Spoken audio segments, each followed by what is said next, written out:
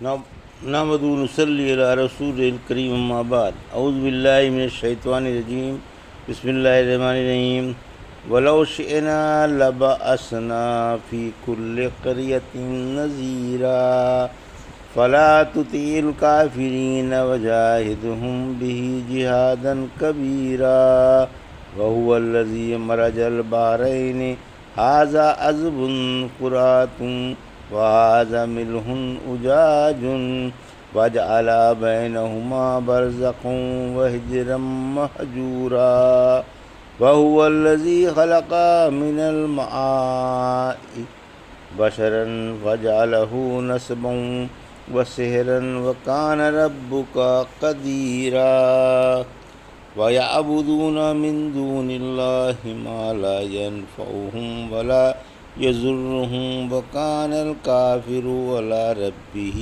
ظہیرا وما ارسلناک الا مبشرا ونذیرا۔ ابھی آپ نے سورہ فرقان کی آیت 51 سے 56 کی تلاوت سماعت فرمائی۔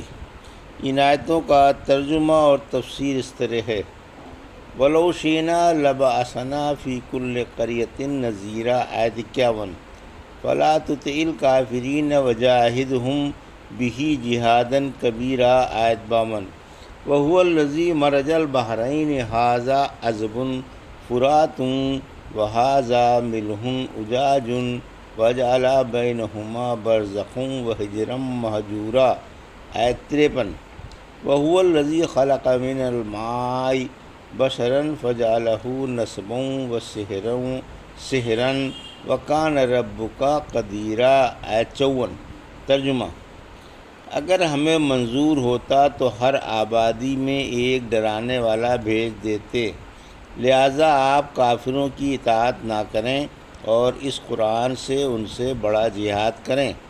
اس نے 2 دریا ملا دیے ہیں، یہ تو میٹھا اور مزیدار ہے اور یہ کھارا اور کڑوا ہے، اور ان دونوں میں ایک پردہ اور ایک مضبوط آڑ کر دی ہے۔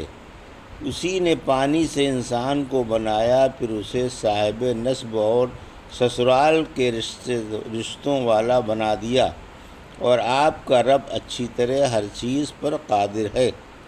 یہ تھا ترجمہ سورہ فرقان کی آیت 51 سے 54 کا۔ تفسیر آیت 51-52۔ رحمت عالم صلی اللہ علیہ وسلم تمام دنیا کے نبی ہیں۔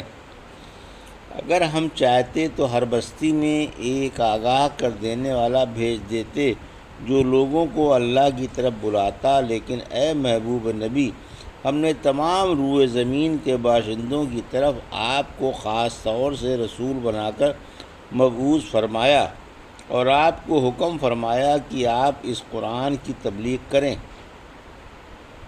سورہ انعام کی آیت 19 میں فرمایا: مجھ پر یہ قرآن اتارا گیا تاکہ میں اس سے تم کو اور جس کو یہ پہنچ جائے اس کو اللہ کے عذاب سے ڈراؤں۔ سورہ ہود کی آیت 17 میں فرمایا: جو جماعت اس کو نہ مانے، آگ اس کے وعدے کی جگہ ہے۔ سورہ انعام کی آیت 92 میں فرمایا: تاکہ آپ اس سے مکے والوں کو اور اس کے آس پاس والوں کو ڈرائیں۔ سورہ اعراف کی آیت 158 میں فرمایا: آپ فرما دیں اے لوگو، میں تم سب کی طرف اللہ کا رسول ہوں۔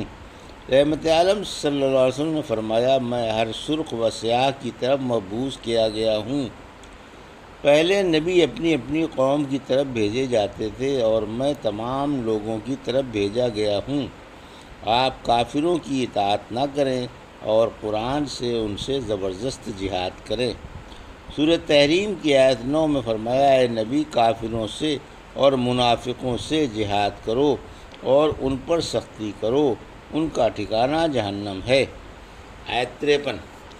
پانی اللہ کی ایک نعمت عظمہ ہے، یعنی اللہ ہی نے میٹھا اور کھارا پانی پیدا فرمایا۔ میٹھا پانی نہروں، دریاؤں، چشموں اور کنوؤں کا ہوتا ہے۔ یہی میٹھا اور ذائقہ دار دریا ہے جس کا پانی صاف و شفاف ہے۔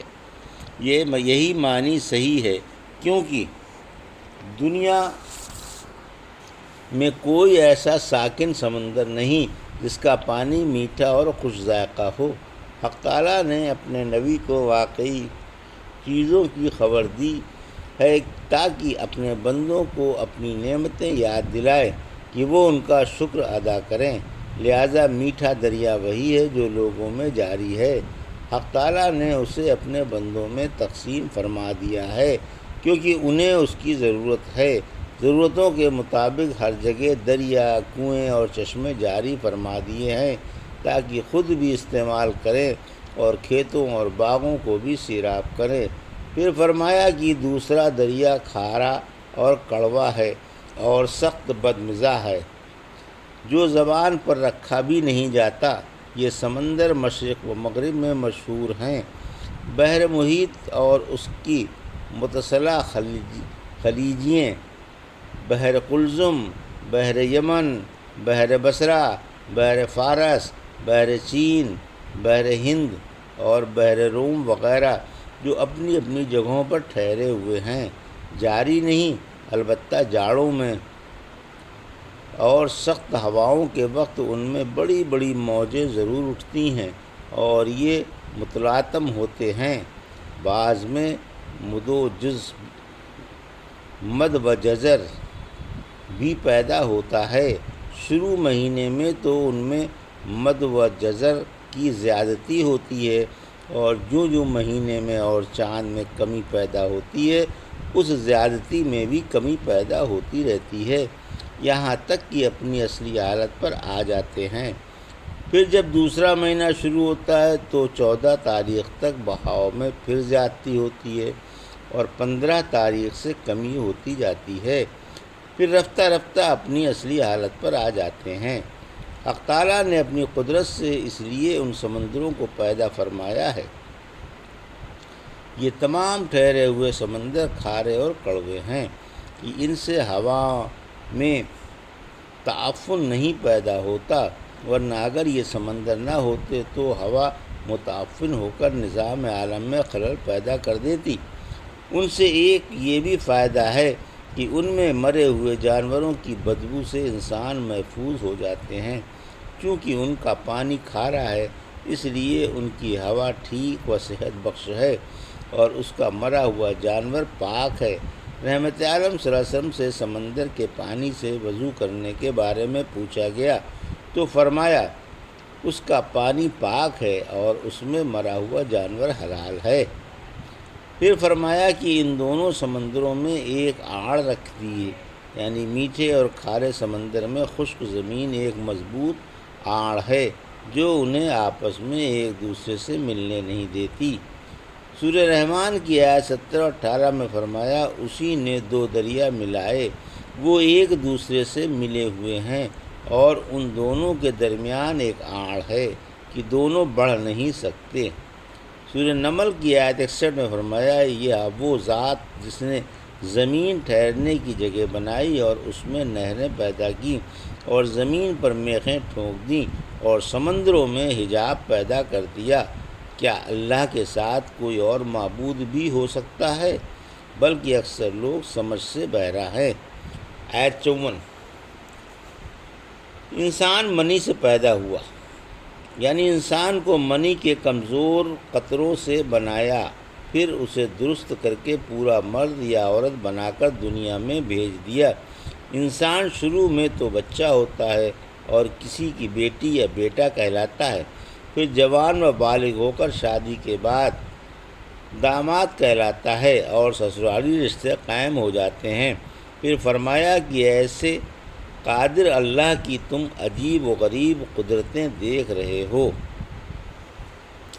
وَيَعْبُدُونَ مِن دُونِ اللَّهِ مَا لَا يَنفَعُهُمْ وَلَا يَضُرُّهُمْ وَكَانَ الْكَافِرُ عَلَىٰ رَبِّهِ ظَهِيرًا آیت 55 وَمَا أَرْسَلْنَاكَ إِلَّا مُبَشِّرًا وَنَذِيرًا آیت 56۔ ترجمہ: لوگ اللہ کو چھوڑ کر ایسوں کی عبادت کرتے ہیں جو انہیں نفع اور نقصان نہیں پہنچا سکتے، اور کافر تو اپنے رب کی طرف سے پیٹھ پھیرنے والا ہی ہے۔ ہم نے آپ کو صرف خوشخبری سنانے والا اور ڈرانے والا رسول ہی بنا کر بھیجا ہے۔ یہ تھا ترجمہ آیت 55 اور 56 کا۔ تفسیر آیت 55۔ مشرکوں کی جہالت کا بیان ہے کہ وہ اللہ کو چھوڑ کر بلا دلیل کے غیروں کو پوج رہے ہیں اور ان پتھروں کے آگے سر جھکا رہے ہیں جو انہیں نفع یا نقصان پہنچانے پر قادر نہیں۔ پھر ان کے پاس شرک کی کوئی عقلی یا نقلی دلیل بھی نہیں، محض رائے اور خواہش سے شرک میں مبتلا ہیں۔ انہیں بتوں سے ان کے دوستانہ مراسم ہیں، انہی کی خاطر جنگ کرتے ہیں اور انہی کے لیے اللہ سے، اس کے رسول سے اور ایمان والوں سے دشمنی رکھتے ہیں۔ اسی وجہ سے فرمایا کہ کافر تو رب کی طرف سے پیٹھ پھیر ہی لیتا ہے، وہ تو شیطان کا ساتھی ہوتا ہے اور اس کی طرف سے اللہ والوں کی کاٹ کرتا رہتا ہے، لیکن غلبہ اللہ والوں ہی کا ہو کر رہتا ہے۔ آیت 56۔ رسول محض بشیر و نذیر ہے، ہم نے آپ کو محض بشیر و نذیر بنا کر بھیجا ہے کہ فرما برداروں کو جنت کی بشارت سنا دیں اور نافرمانوں کو دوزخ کے ہولناک عذابوں سے ڈرائیں۔ منوانا آپ کے ذمے نہیں ہے۔ ابھی آپ نے سورہ فرقان کی آیت 51 سے 56 کا ترجمہ اور تفسیر سماعت فرمائی۔ بارک اللہ لی و لکم فی القرآن الحکیم و نفعنی وایاکم بآیات الذکر الحکیم۔